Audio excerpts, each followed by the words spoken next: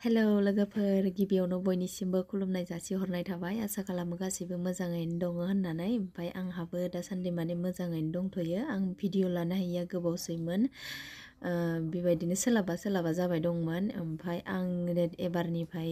दैलि video लाबोग्रा जासिगोन blog भिडिअआनो जा कभार भिडिअआनो जा सब माने जानायनि मानायनि ओमफ्राय नै दिनै आङो जानायनि भिडिअ लानानै फैदो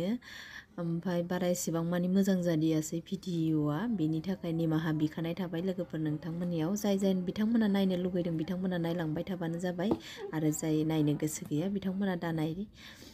आं दा ना सावनाय ओमफ्राय दुन्दिया आलु गोरानजों सामब्राम दरनै होनानै सेफ्लेनानै ओमफ्राय ओंखाम गोजां जानो नागिरदों आरो ओमफ्राय ओंख्रिया जाहैबाय थास' आसिनाथ' नङा माबा मा होनो बिदिखौ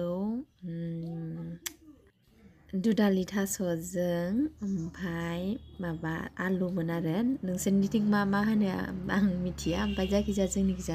थास' दुदालि ना मा होनो आरो इखो ओमफ्राय बेजोंनो आङो दिनैनि जानायखौ जागायलांनोसै ओमफ्राय नोंथांमोना नायलांबाय थादो आंनि जानायखौ मोजां मोनोबा लाइक कमेन्ट शेयार खालामनानै होदो